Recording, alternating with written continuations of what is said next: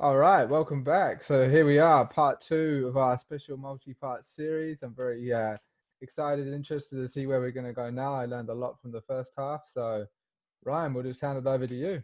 Okay, I'm going to put my slide deck on again. So if people haven't seen part one, I recommend they start from the beginning. But I'm going to show some slides, some visuals. It's best to, if you're just listening, it's best to watch the video and look at the slides. Absolutely. Oh, it's saying host disabled, screen sharing. Oh, yep. Hold up. There we are. Yep. There we go. Let me try it. Okay.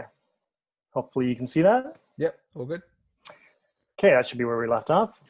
Mm-hmm. So where we left off, we were just talking about the financial incentive for selling drugs, basically. And that's why, as much as I'm sure there's a lot of honest people in the medical profession who got into that field to help people, but, you know, they're trained to always think, okay, what drug can I use to fix this problem, instead of looking at other ways. I mean, most doctors will talk about, you know, eat well, get enough sleep, and these basic things, but it's usually, I mean, it's to the point patients are disappointed when they come out of the doctor's office without some kind of pill. Yeah. So even they're pressuring the medical professionals for drugs. And it's worse in New Zealand and the United States, where it's legal to advertise on television for pharmaceuticals. The last time I was in the States, because I'm Canadian, but which has different laws similar to the UK, where you can't have drug ads on TV. And the last time I was there years ago, I turned on the TV. I couldn't believe how nearly every ad was a drug ad. Is it that bad? Jeez. Yeah, it was really bad. It's probably worse now. I just couldn't believe how many ads. They have a lot of ads, don't they, in their TV? A lot of ads. I think one time I was trying to watch a movie, and they would add more ads near the end of the movie. So I was just going, oh, I can't take this anymore. Because I usually don't watch TV, but because I was on vacation, it's like, okay, let's see what's on, and put on a movie. And no, I was shocked how many commercials were for pharmaceuticals. It's always ask your doctor for this, ask your doctor for that, and that's what people are doing. And big business. Yeah, and they have to put some of the side effects in the ads, which is hilarious. So it's usually in a whispered voice near the end of the ad. It's like, may include death, and arms falling off, and yeah. Usually the side effects are terrible. And it still works. And they even put them in the ads. It's incredible.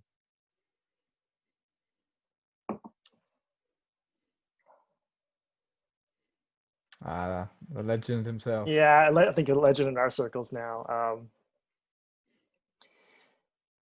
So what I was mentioning before is called iatrogenesis, which is disease caused by medicine.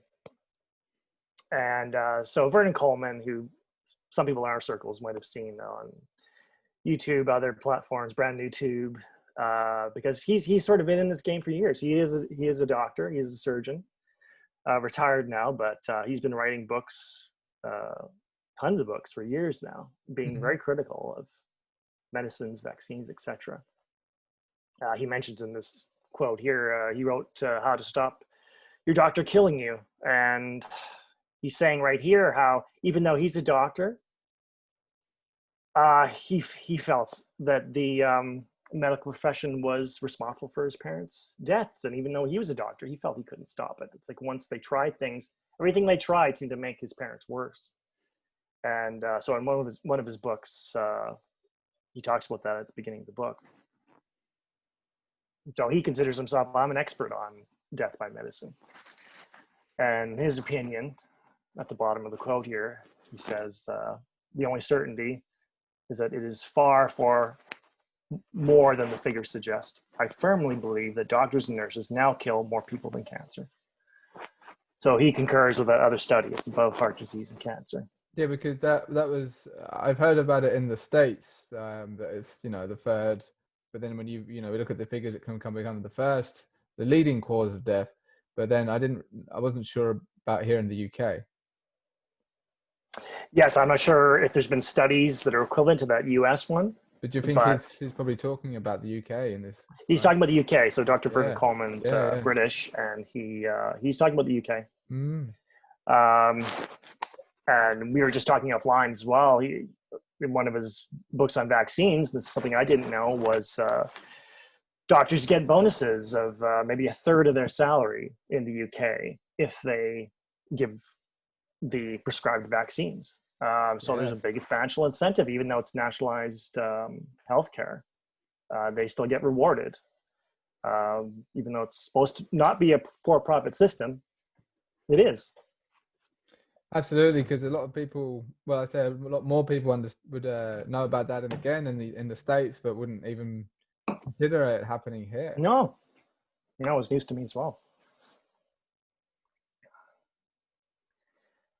So here's comparing about 100 years apart of causes of death.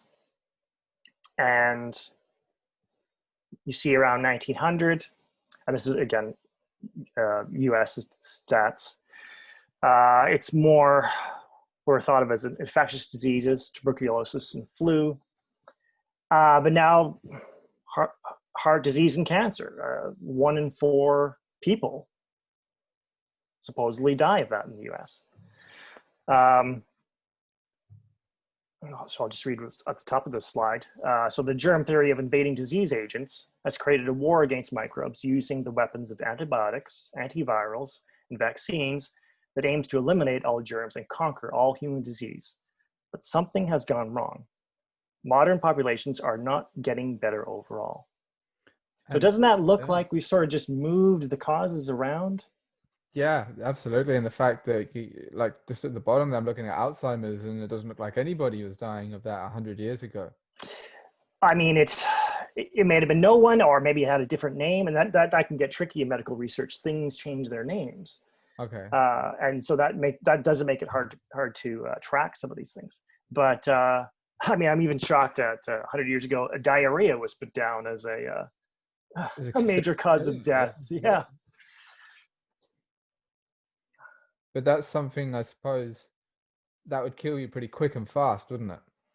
I guess if it's chronic, yeah. I mean, you just dehydrated, and But it's not like you'd live with diarrhea for years, I imagine. Not I don't like think so. But it's probably, yeah. If you get some, you're just in a really bad state. Yeah, I guess it's quick and fast. you know it's a sign that your body is trying to get rid of something, and that's. It just makes me think of like animals, like if they're in their wild natural habitat, they're pretty damn good, and then suddenly they'll just die like really quickly. Yeah. And they're not like sick for years like Not us. suffering. Yeah, I know. Well, that's that's another downside of modern medicine. We are prolonging life, but that quality of life near the end where you're all drugged, it's a terrible quality of life, usually at the end, if you're on 10 medications. So mainly what I wanted to show with this slide of the change in deaths, it's not like we've the cause of death have totally gone down. It's still, yeah, there was a little bit of cancer. There was a fair amount of heart disease 100 years ago, but now it's skyrocketed.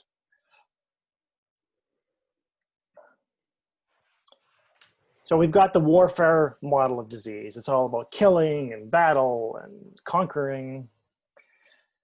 So by using these medical or medicinal weapons, have we exchanged acute illness for more debilitating chronic diseases? Are we actually destroying our immune systems with our war on microbes? So is it right to think of this as a war? I mean, words are power. Think of the language we're always using to fight disease and conquer and kill cancer, kill viruses, kill bacteria. Is it a sign we've taken a wrong turn and become afraid of life itself? The little microbes there. I think the mainstream has gotten friendlier to microbes, and it's like, oh, some doctors are now saying you should take some probiotics, things like that. Yeah, that's becoming a bit trendy, probiotics for sure. Yeah, I think that's a good sign. It's but it's a start anyway. And it's I've a heard start. about the gut brain connection that's becoming a bit more Yes, I mainstream. think it is becoming more mainstream.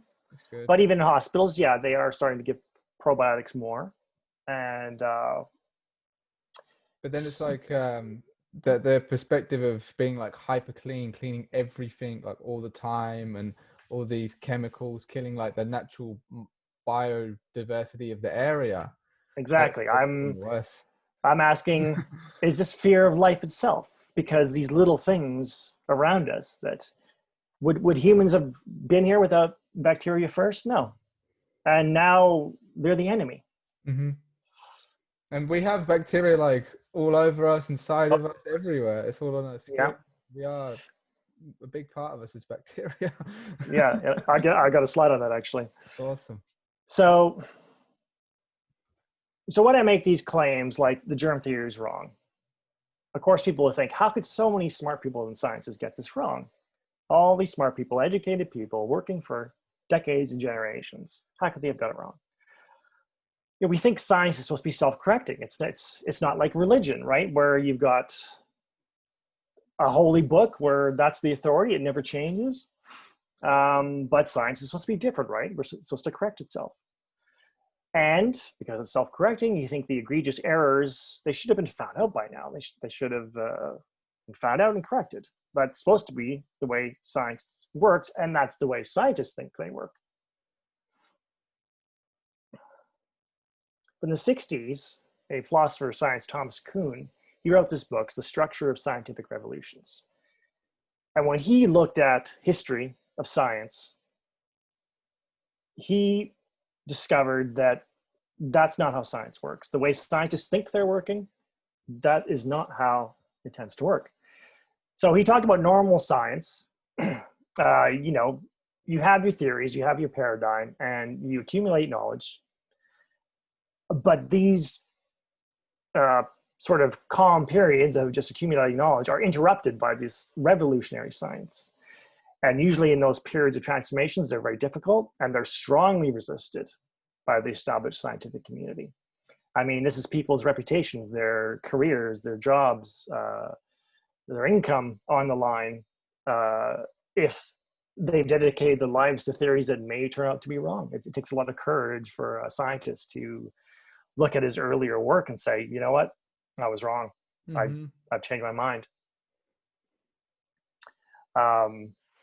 What did that one physicist say? Max Planck. I can't remember the exact quote, but he would say something like, you know, science only advances when the last generation of scientists die. So it's sort of a funeral by funeral advancement sometimes, because mid-career a scientist will tend not to change their mind about something because it's like they've built their whole life and career on it. So this is what's the most interesting. What he found was as a rule at least, anomalies that fail to conform to the current paradigm are not seen as refuting the paradigm, but it's a mistake by the researcher, some other error they make. So even though scientists are generally honest and they record the data faithfully, they note it and then they ignore it, suppress it, they deny it, or it just gets discarded, thrown in the discarded pile. I mean, I'm thinking of that HIV study I mentioned, where you look at the results that it was a woman that she and her team got, and the conclusion she came to didn't make any sense with I still don't know how she estimated the infectivity rate when they got no results. So it seems to be an example of this where she just rejected what she found. Mm-hmm. It's like a brain fog. So unless it was, you know, intentional.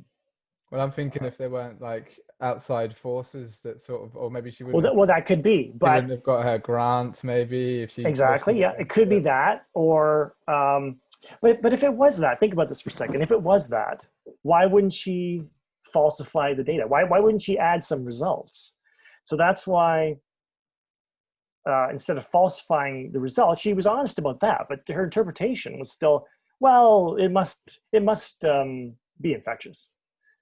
She couldn't get rid of that paradigm that HIV is an infectious disease.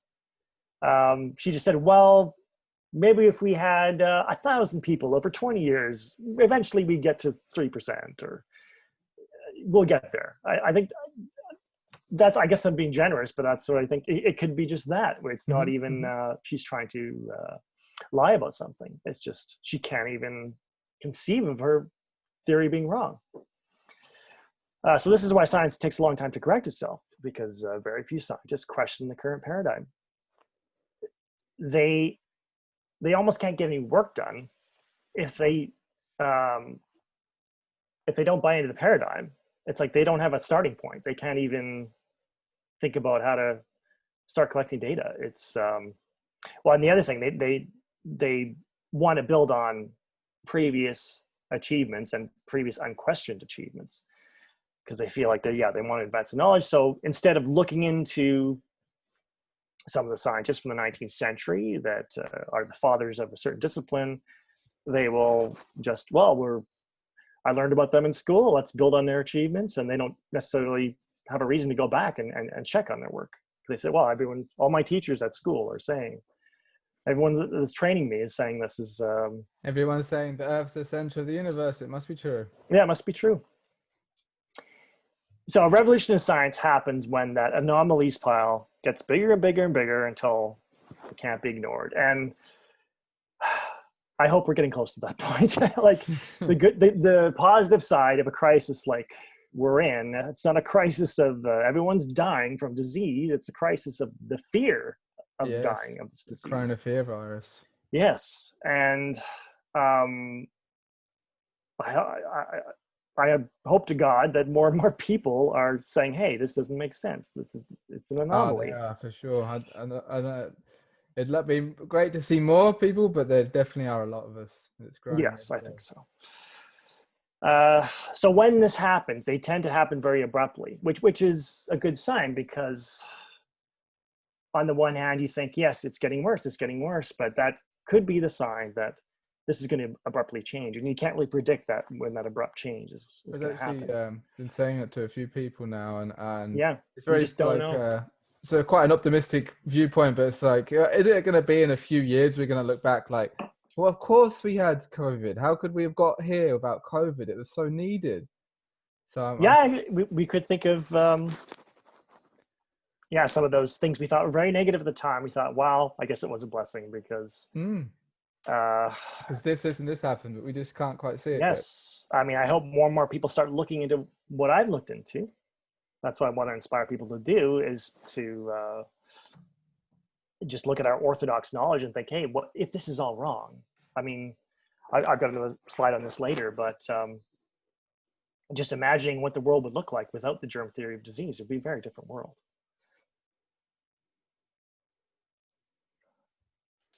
Okay, because this is the Learning How to Think channel, this is going to be some deep thinking here. But so here's an analogy of the relationship between bias and perception. So this explains why scientists don't see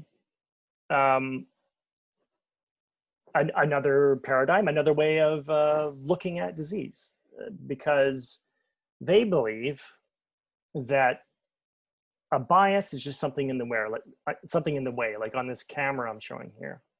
It's got a filter on it. I think, okay, well, you have to have unbiased perception. So that means like you take off the filter and you can just see the world as it is. So that's what they think they're doing. They think they're being totally objective, and that they are not involved as a perceiving subject in what they're seeing. They just think they're a passive object that just takes in data, and it, like some kind of computer or camera. And it's like, I just got to faithfully record what I see, and I'm not even involved in this. I'm just a passive observer. But they don't realize that the thoughts, the concepts they have in their head, that is like a camera lens. And you can change camera lenses and you actually see different things. Mm-hmm. And unbiased perception would be like the camera I'm showing there with no lens on it. What do you see? with an unbiased perception? Nothing, because a bias is really just another word for a paradigm, a worldview, a model, a theory, an interpretive framework, a set of ideas. If you don't have that, you won't be able to see anything. I mean, you can't even bring it to consciousness or be aware of it. Just like on the camera, you need to put on a lens so you can focus that light of consciousness, and see something. But scientists don't think they're doing that.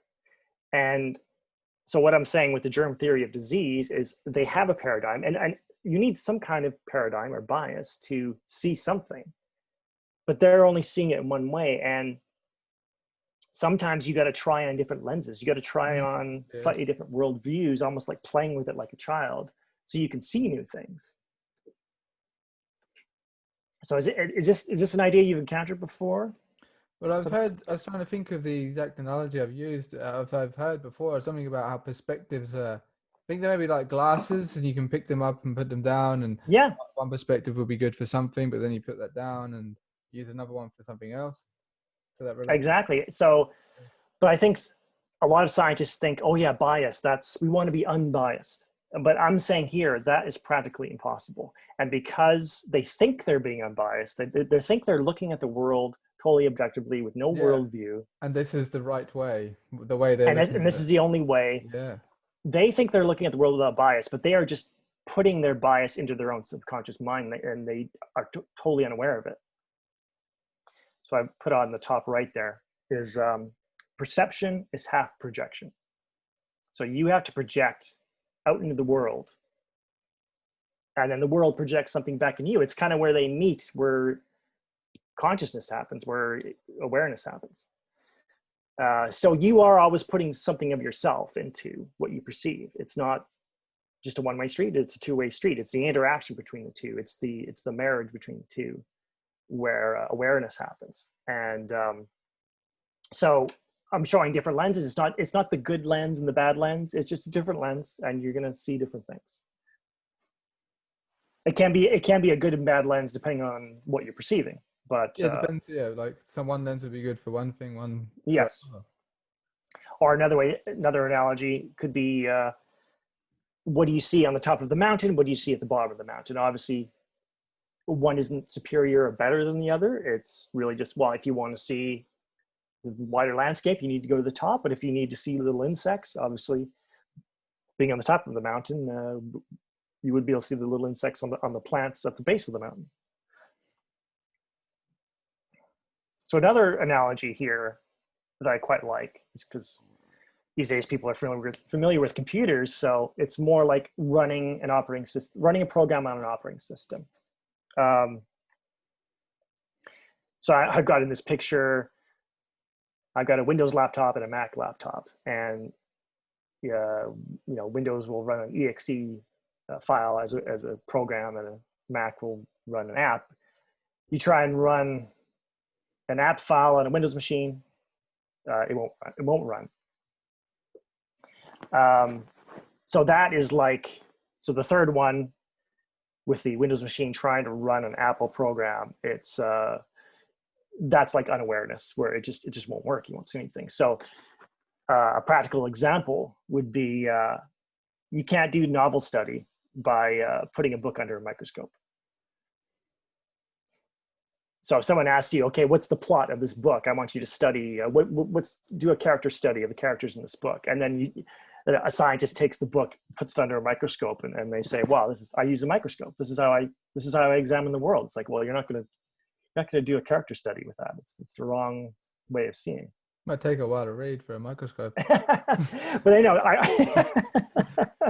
but I mean, he's looking at the binding and the paper under a microscope. I get you. Yeah, not looking at the letters. He's not reading it. Yeah, no, he's not reading it. I'm not saying he's reading the letters. I'm saying he's not even getting that. Well, he dissects maybe he puts the book into a blender and then looks under a microscope, and he says, well, I can't find the characters in here.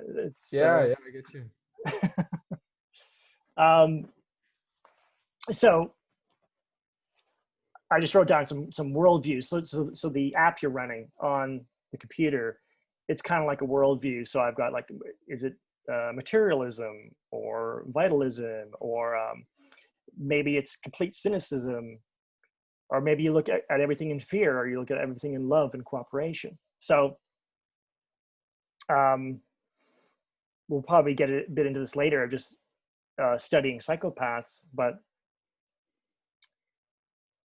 you know, faith in people, faith in the world is good in most situations. But if 5% of the population are psychopaths, Yeah, then I think you need can to have send some fear and some paranoia. So I think some people will think, oh, just having faith in people. Pardon me? Just send them love. That'll do it. Well, yeah, and maybe that's not the way when there are human predators out there. Yes. Maybe that's not the way to treat them. They should be treated differently, because maybe you do need to fear some people, because it kind of leaves you vulnerable when you have open art, like you open yourself up to a psychopath. Exactly. It's dangerous. Manipulate too. Yeah. So that's why I'm not saying, you need to have one point of view, or you need to stick with one worldview. You have to realize that you can put these things on and off, like camera lenses or running different software.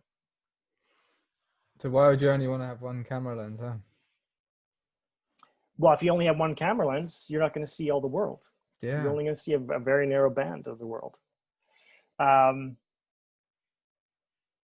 So the idea of being purely objective, again, which scientists think they're doing, that is like them pretending, I don't need an operating system. Now, what happens on a computer without an operating system? Nothing. The computer can't do anything. So scientists think that they are running a computer without an operating system, and they need an operating system to perceive anything. But they're unaware of their own operating system. So that's why they can't check, they can't change it, or yeah.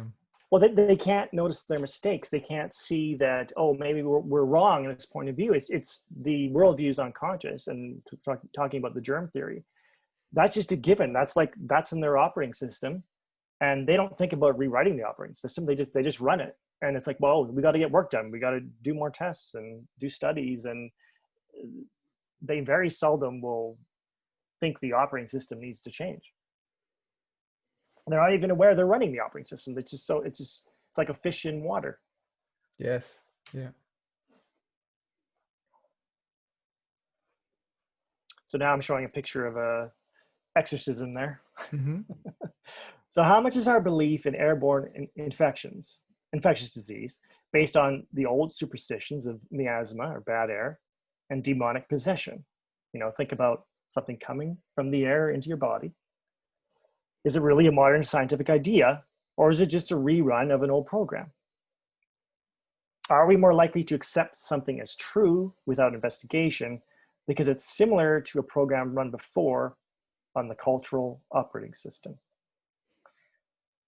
So we were talking a little bit about magic last time, and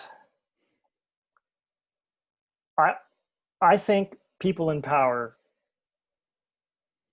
they know which propaganda will work best if it's kind of a rerun of an old program, some ancient belief system. Even though it's totally new words, totally new ideas seemingly, if it's similar to something that was believed for thousands of years, I think it takes more easily in society. Definitely. Yeah, definitely. I'd agree with that. So often people say, oh, this was a radical new idea. Sometimes you think, well, it's quite similar to beliefs that have been around for a long time. And unless you really do the science, you really investigate and to make sure that your theory is true, I think people tend to go with older ideas. It's very natural. It's a cultural habit.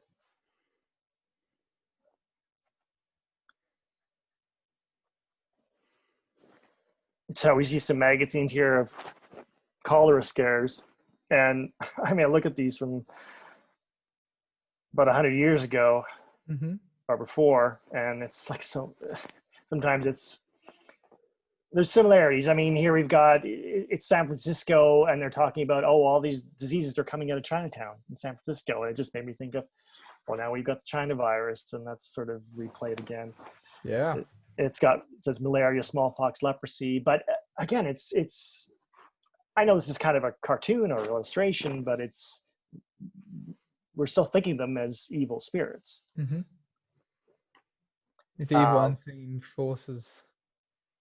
Unseen forces of evil that attack us. Here's some soldiers being trampled on by this big monster. It says at the bottom, cholera tramples the victors and the vanquished both. And this was an illustration or political cartoon, I guess you could say, about, New York needs to get ready for cholera coming from Europe. So it says at the bottom, New York City, and it's got a sleeping guard because, it's going to come from Europe and attack New York City. So here's a quote from M.R. Leverson, which I'll talk about a bit later.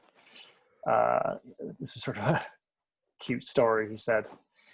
So it is reported that King Death was about to enter Paris towards the close of 1832. He met his viceroy, Cholera, just issuing from the city. His Majesty began to extol his viceroy for the faithful services he had rendered. Interrupting his Majesty, Viceroy Cholera said, "Pardon me, your Majesty. I do not deserve your commendations. Reserve them for your Viceroy Fear, where I killed 1, Scare killed 10. Wow. So how much does fear kill people? Yeah. I mean, that's what he's saying. The fear of these evil spirits and monsters attacking us. I think it's still in the back of our minds when these epidemic scares get announced in the media. I think there's part of our subconscious minds that has images like this, even if they're not totally conscious. I think they're still in there. In the collective consciousness. In the collective unconscious, even. Yeah, Just these. I mean, think of the millions of ancestors before you who thought of it this way. It's almost like that's still in us. We're still thinking of it as these creatures attacking us from flying through the air, evil spirits. And how much does that fear make us ill?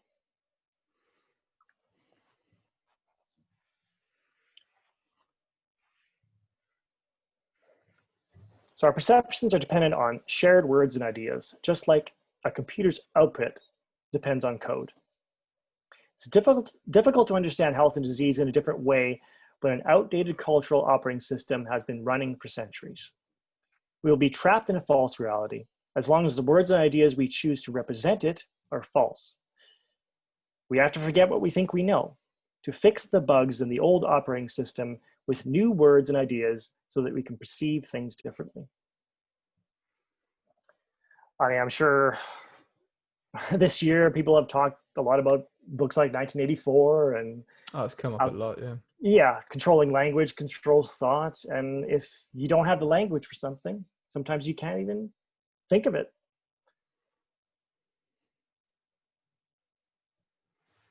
So here's another contemporary of Louis Pasteur. So Claude Barnett, a philologist. So I'm going to talk about bug fixing in the cultural operating system. Kind of like bug fixes too, because we talk about viruses like they're bugs. So that makes sense to me.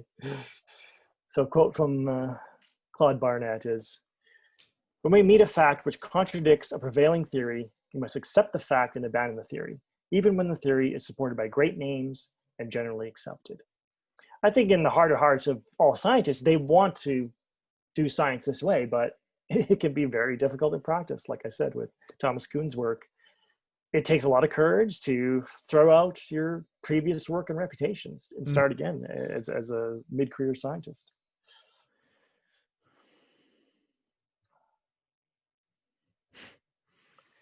So I'm going to go through these one idea at a time. So bug fix number 1. The human body is not an inert object.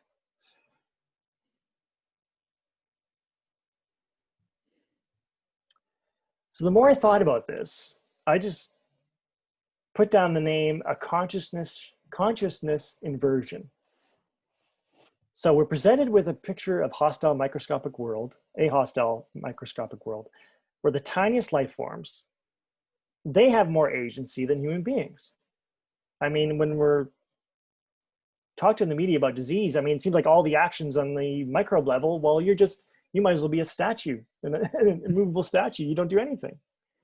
So to me, that's like a consciousness inversion. Oh, those little things, they're more alive. They have the and power. Yeah. they've got the power. They've got the agency. So I've written here, while we go about our business as an unsuspecting, impotent object, vicious microbes constantly attack and attempt to invade us. Yeah, we might as well not be alive. When germs mount a successful invasion, our immune system sends out cells and chemicals in a counterattack. Are we really just powerless bystanders to this microscopic drama? You know? Do you know, that's amazing. As you were saying that, I've just had a memory from a Simpsons episode. I think I must have seen maybe a decade or when I was a child. And Bart is like, he doesn't want to go to school, and he makes himself sick, and it goes to a split, cuts the screen, goes inside of him. Yeah. And you've got the pictures of his cells, and they're like fighting this virus or something.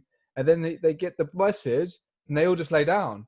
And then the virus takes over and it becomes sick. Yeah. Well, how much does our fear, our emotional, our stress, I mean, we kind of all know this. Even orthodox doctors will say, try and reduce your stress. So they know it too. That's not a radical thing to say at all. But of course you think, well, but it also needs a little microbe to attack you. You let your defenses down. It's all war language. But the more I thought about this year and COVID, it's always like, yeah, we're just objects here being attacked, and our only agency as a human being is to just, well, let our immune system counterattack, and there's nothing we can do.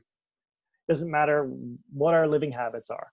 We're just, what can we do? It's like we need the vaccine because we can't do anything. We need doctors. We need vaccines. We need drugs. It's like nothing we can do. And there's a great meme. It's somebody who's clearly doesn't look after themselves at all. They're not. Oh, I think I saw this. And they're wearing a mask. And they're like, put a mask on to this quite healthy looking person because you're endangering my health. Yes, I know. Yes, that's it. That's it. Bug fix number 2. The human body is not a machine. So often you hear when it comes to eating food, they just talk about, oh, you eat this many calories, that many calories. It's pretty much like a car burning fuel. And the question is, are we like cars who just eat and that just becomes fuel that we burn in the petrol tank?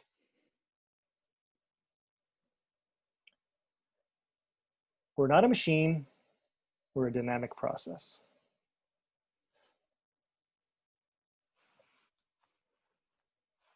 So cells in your body are continually being replaced. So every few days to every 8 years. 8 years later, you're all new cells. So definitely not like a car. I think people would be quite happy if their cars started to repair themselves. Oh, wouldn't that be a great car? So some of what you eat is used for energy, but much of what you eat becomes the raw materials for your cell replacement. So you literally are what you eat.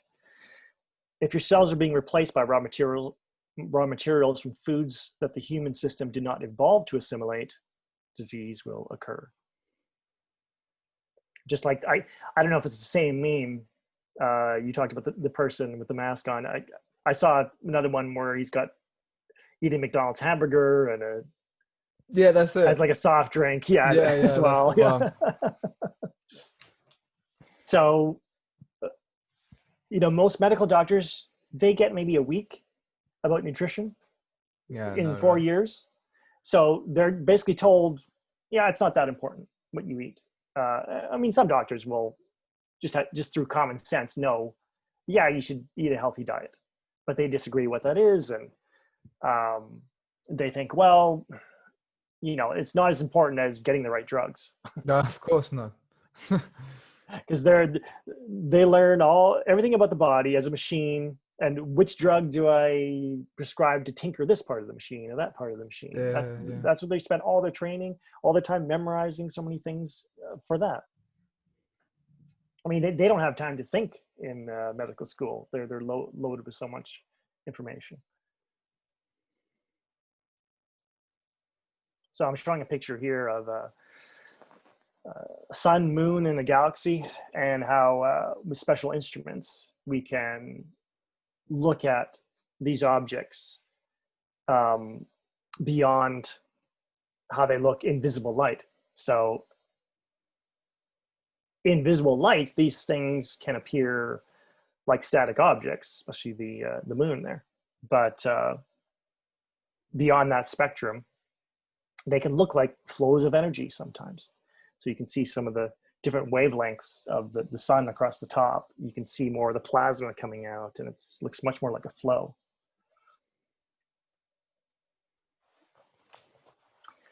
So if we knew how to see it, our bodies are similar.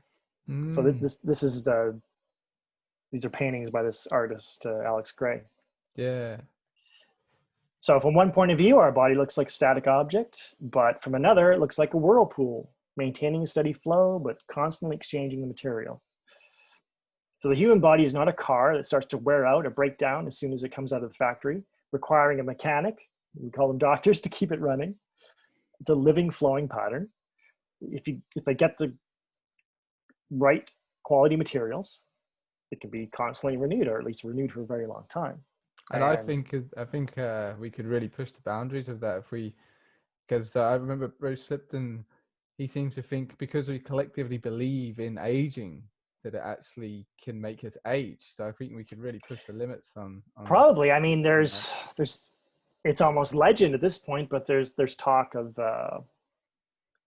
not only in the Bible of there being very long lifespans. I think even in ancient Egypt, there's these lists of the kings that they would make a list of all the monarchs, and the very first monarchs had very long lifespans. So it could have been they knew something we didn't, or maybe there were conditions on Earth that were different. Who knows? But it's definitely possible we can live longer.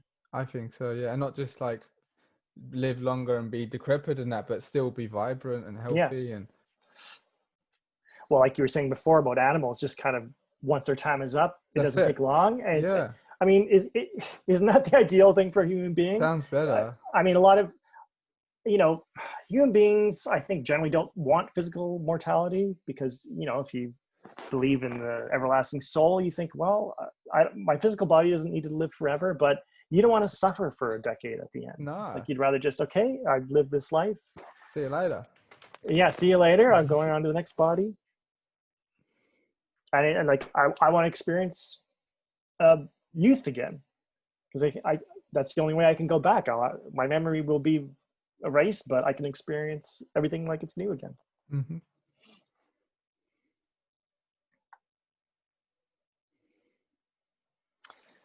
Bug fix number 3. The human body is a wisdom-filled vehicle that always acts with purpose and strives to maintain homeostasis. Are you familiar with that word, homeostasis? I was just about to ask. Yeah, so it's basically balance. Yeah. So keeping everything the same. So that's the homeo part. Same, static, I guess it would be in Greek, but it can be rhythmic as well, where you keep the same rhythm, same sine wave perhaps, instead of it being totally static. Because like I said, it's a flow, but it's like think of it like a whirlpool, that you're maintaining that shape of that whirlpool. So it's not static, as homeostasis kind of implies static, but it is, maintaining the flow and the structure of just like a whirlpool. So disease, quote, symptoms are bioremediations, not malfunctions. So remediation as in the word remedy. So that word, Exactly. So the word bioremediation is being used in some of the environmental sciences where it's like, oh, using some kind of algae to clean up a lake. So that's a bioremediation. But we're taught to think any sniffle and headache and any physical discomfort is like, oh my God, my body's broken. My body's malfunctioning. Yeah. What I'm saying here is your body is intelligent. It's doing something with purpose. It's not breaking down. It's trying to get back to balance. It's trying to get back to that homeostasis. So it's whatever's happened to you, whatever you've put in your body that your body doesn't like, your body does something. It runs a program to say, I don't like this. Get this out of me. Like, that's what I was saying diarrhea is before. It's like, oh, something's in you. It's like, get it out.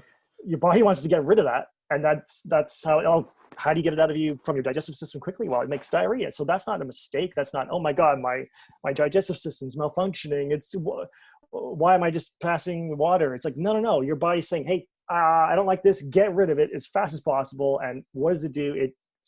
It creates the conditions in your body to just get it out. Mm-hmm. Yeah. So it's an intelligent choice. It's not a malfunction.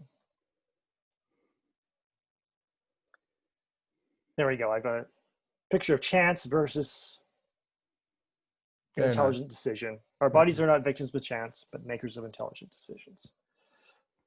You could almost meme that just right there. That could I be could. a meme straight well, up. yeah, you can. I could make some memes out of this slide deck.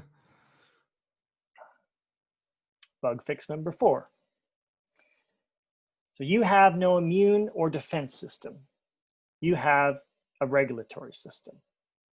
So the defense system, that's back to the war language. And that's back to thinking, oh, there's this microbe war.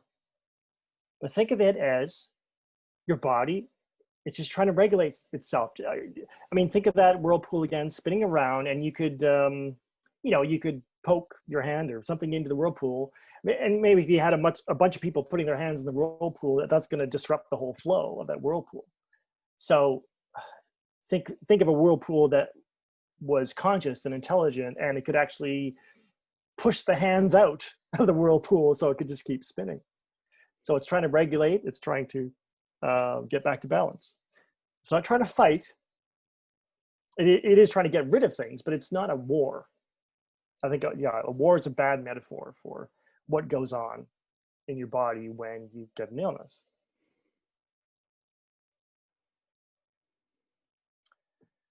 Bug fix number 5. A disease is not a singular thing or entity, which is exactly looking at those old 100-year-old cholera cartoons. That was all thinking of those diseases as entities, as evil spirits out there. So a disease condition is a purposeful set of bodily reactions to toxins. So something is toxic. Your body, you can think of it like a computer that's detects the toxin, runs a program to get that toxin out of you, or at least put it in your body somewhere where it's safe from everything else. It's trying to protect your body. So I'm not sure if I got this in my bug fixes or not, but think of what happens when you suppress symptoms. You're actually not fixing anything. Absolutely, you might relieve a discomfort temporarily. That doesn't mean once the drug you're taking wears off that your body's like, oh, the problem's still here. And then it has to go to more extreme measures to get back to balance. And it's like nearly all modern medicine seems to focus on symptom management. Yes, and I still think in some cases could be a good thing to get a painkiller. It's like, oh, I can't function. I'm in so much pain. I need a painkiller. But you don't want that to go on too long. I mean, think of pain like a fire alarm. Yes, and if you ignore it, you say, okay, well, I'm just going to take the little lever off the fire alarm so the bell won't ring. And okay, that stopped the annoying noise of the fire alarm, but the fire's still getting bigger. Yeah, fire's getting bigger. You got to find the root of the problem and put out that fire. And a lot of pharmaceutical drugs are just like cutting off the alarm. And you could probably see, just imagine the graph I showed with the difference over 100 years in the causes of death.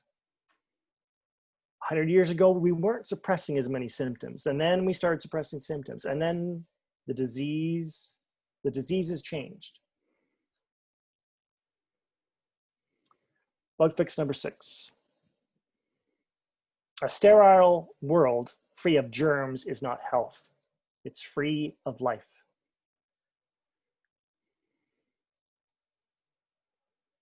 I've got a picture here of Bonnie Basler, molecular biologist.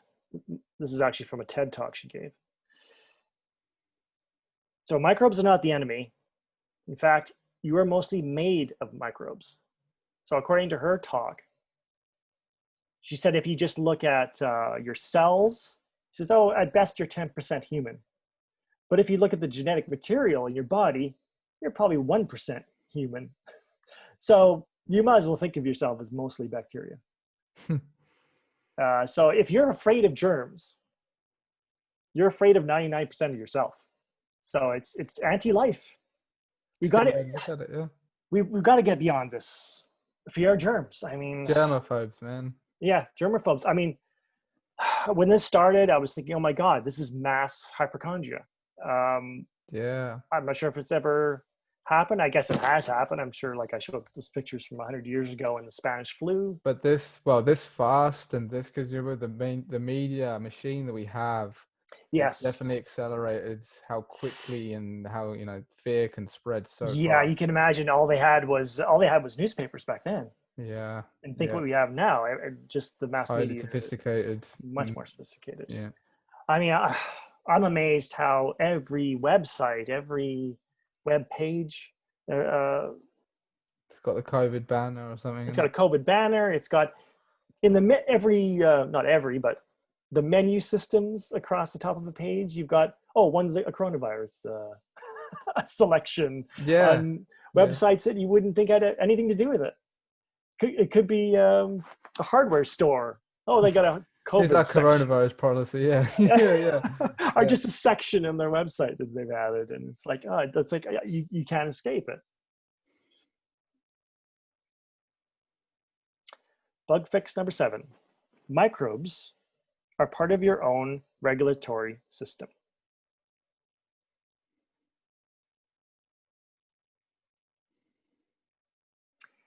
So I've got a picture of a microscopic world in the background, and I've got names of some common bacteria, streptococcus, etc. So here's this is a naturopath talking about microbes. So he says various microbes are thought to cause strep throat, pneumonia, scarlet fever, gonorrhea, meningitis, and various serious and sometimes fatal skin, ear, eye, and blood infections. These organisms are part of the normal flora of the skin, throat, and nasal passages.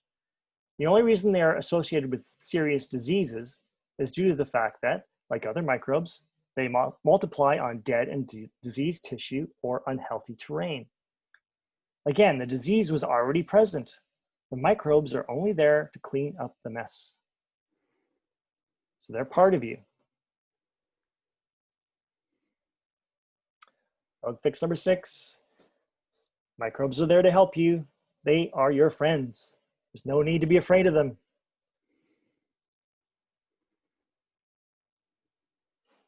So here's another contemporary of Louis Pasteur.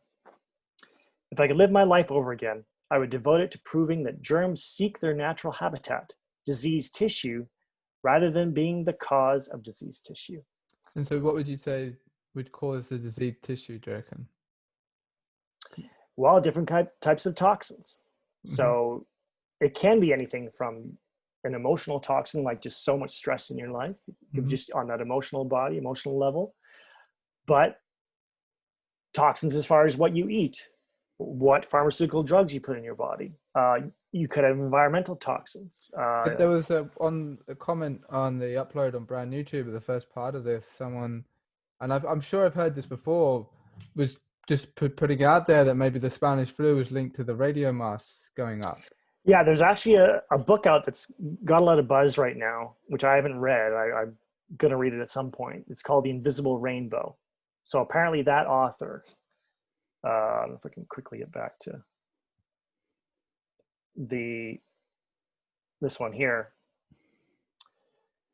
So according to this author, I haven't read this yet, so I'm not totally versed on this idea, but in this book, I've heard other people say that there's evidence that there's some correlation between the changes in the electrical field of the Earth match up with some of these big pandemics.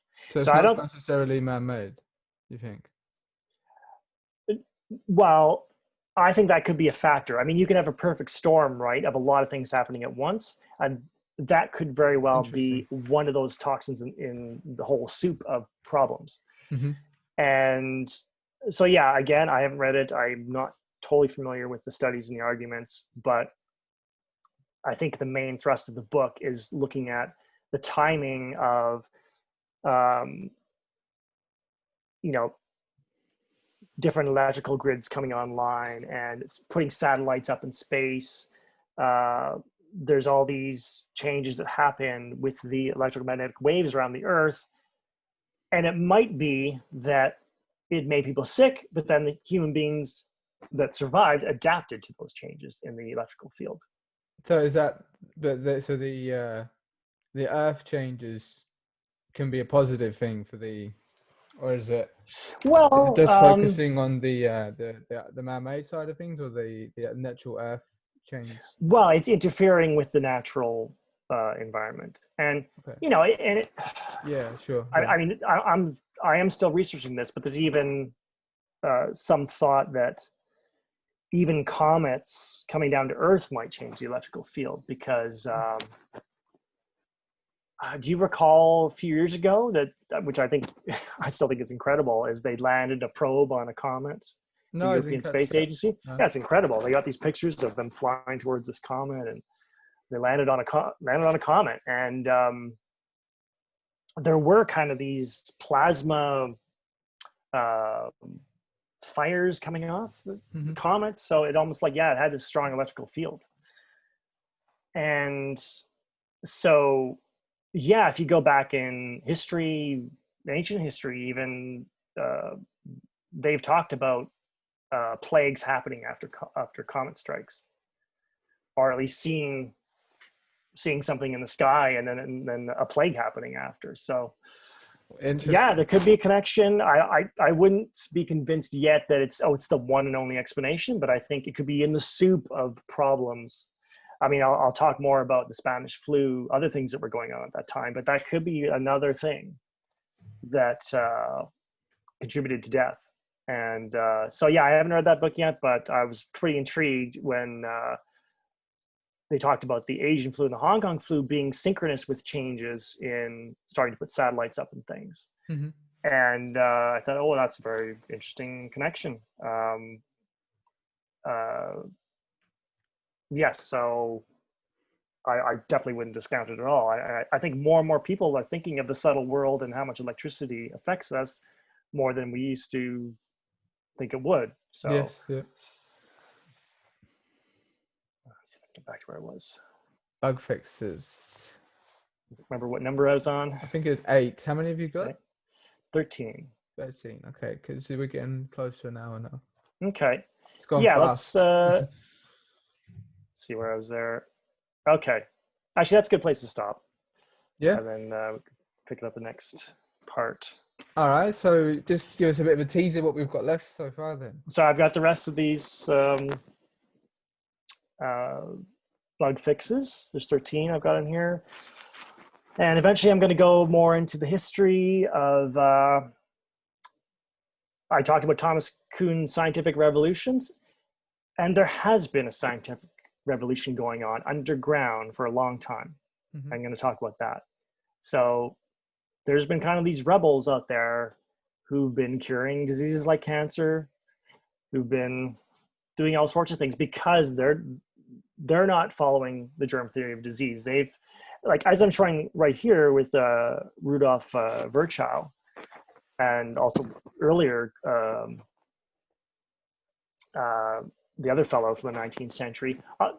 There were different ideas about disease, but Louis Pasteur, Robert Koch, they won out. And so some people have gone back into that history and realized that, hey, there were different ideas in the 19th century. Things aren't working now. There's problems. People are getting new diseases. Maybe they got it wrong. Let's go back to see what other people were saying. And they sort of picked up their paradigm and ran with it. And they got very different results. And that there's been that underground revolution for a long time, 100 years. And I'm just hoping today that we finally have that abrupt change where we just throw these old ideas out. It's like, nope, the germ theory is, it's half true. It's got some of the truth. Yes, there are these microbes there. They exist. You can see them in the microscope. But we've blamed them for too many things. And by being afraid of them and treating them like these evil spirits attacking us, and just wanting to kill them, and putting all these dangerous drugs in us to try and do these exorcisms to get rid of the evil spirits. Yeah.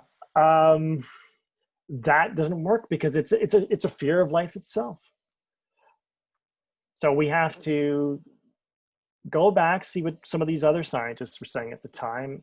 And some of them had some very good intuitions about how disease worked, but their ideas didn't win out because they didn't come up with ideas that were big money makers. I'll go in a bit into Pasteur as well, because Pasteur, he became fairly wealthy by getting into the vaccine game. So I think that helped cement his place in history as, well, we're going to follow this set of ideas because it's very profitable to do that.